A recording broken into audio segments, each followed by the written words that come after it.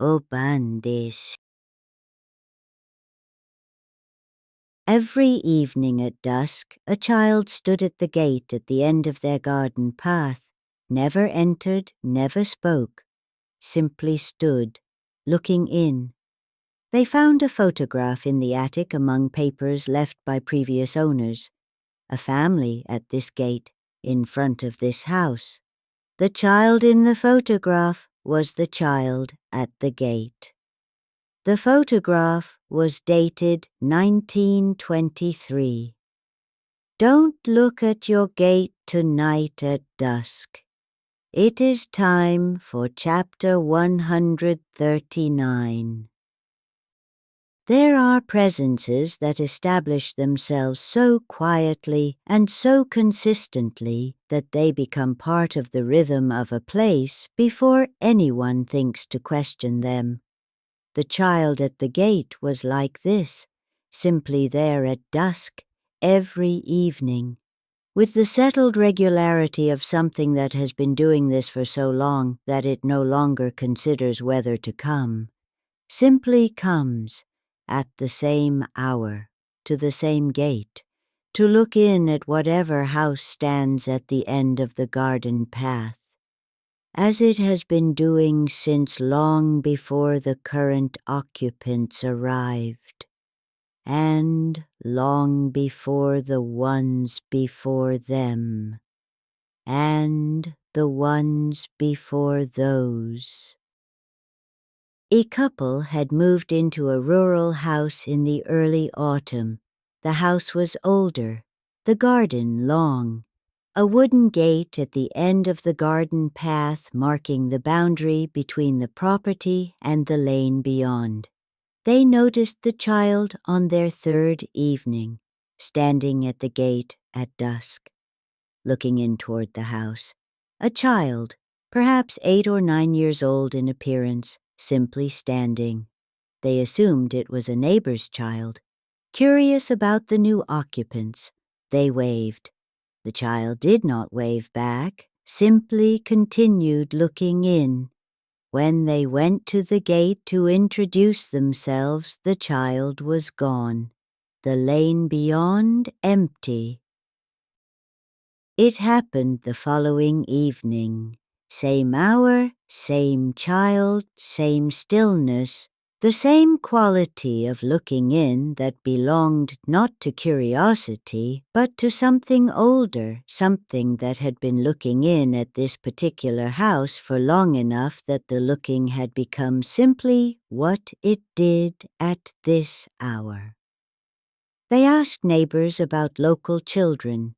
No child matching the description could be accounted for in the immediate area. They checked the lane themselves at the relevant hour on the following 2 evenings. The child was there on both. Gone before they reached the gate on both. With the particular vanishing of something that does not intend to be approached, simply seen, from a certain distance, at a certain hour. If these stories have found their way to you, if you find yourself returning to this quiet room, there is something small you can do, like and subscribe. It tells me, and whatever else watches from this room, that you were here, and that you intend to find your way back. They found the photograph among papers left in the attic by previous owners, a box of old documents and photographs overlooked or deliberately left behind. The photograph showed a family gathered in front of the house, the gate visible behind them, the same gate, the same wooden construction, the family formally dressed in the manner of the era, and at the edge of the group, slightly apart in the way children stand when they have been placed there by an adult photographer, a child. The same child, the same face, the same quality of looking, not at the camera, at the house. They checked the date written on the back in faded ink, 1923. They looked at the child in the photograph for a long time, then looked out the window toward the gate. I wonder, have you ever found a photograph in an old house that showed someone who should not still be there? A face too familiar for a picture that old? Perhaps you put it away without looking too closely. Granny is always listening. They showed the photograph to the oldest resident they could find in the area, a woman in her 90s who had lived nearby her entire life. She looked at the photograph carefully, said her mother had spoken of the family who had lived in that house, had lived there until the late 1920s, when they left following something her mother described only as a difficulty. The child in the photograph had not left with them. She had never known more than that. Her mother had not spoken of it often, said the child at the gate had been seen by previous occupants also, said it did not mean harm, simply stood at dusk, looking in, as it always had, shakkoi, that always cold in the way of understanding that a child has been standing at a gate for over 100 years. You are still here. Good. Some stories need a witness all the way to the end. I wonder if a child stood at your gate every evening at dusk looking in, how long before you stopped going to see who it was? They stayed in the house, made a quiet accommodation with the child at the gate the way people accommodate the particular features of old houses that cannot be changed and need not be feared. They stopped going to the gate at dusk, simply acknowledged the presence from the window if they happened to notice it. The child continued, every evening at the same hour, looking in at the house it had been looking in at since 1923. They told me they had come to think of it as a kind of guardianship, something that had claimed this house as the place it watched over, from the gate, at dusk, with the patient attention of something that had nowhere else to be and nothing more pressing to do than look in. At the house. That had always been its house.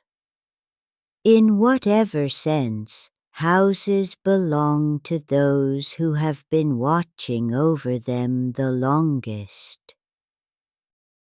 I think about what it means to watch over a place for 100 years, from the outside, from a gate at the end of a garden path, every evening at dusk without exception, through every change of occupancy, through every season across a century, simply present, looking in, with the patient devotion of something that has claimed this house as its particular responsibility, and has been carrying that responsibility since long before anyone currently living was born. Most hauntings are understood as something troubling, something to be resolved or removed. But a child at a gate who looks in at dusk and means no harm, and has been doing so since 1923, is not a haunting in that sense. It is something older than haunting, something closer to keeping watch. Da.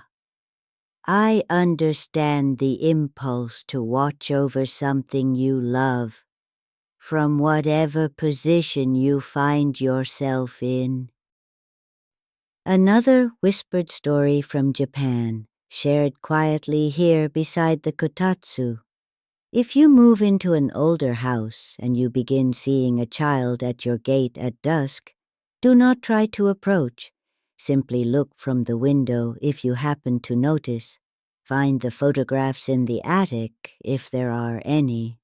Look at the date on the back, and understand that whatever is standing at your gate has been standing there since long before you arrived, has watched every family that has lived in that house come and go, has remained when they left, is watching you now with the same patient attention it has given to everyone who has lived behind that gate, not with malice, not with longing exactly, simply with the settled responsibility of something that has appointed itself the guardian of a particular house, at a particular gate, at a particular hour, every evening, for over 100 years, and intends to continue.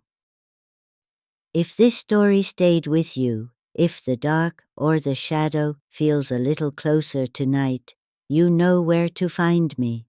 I am always here beside the kotatsu, watching, waiting.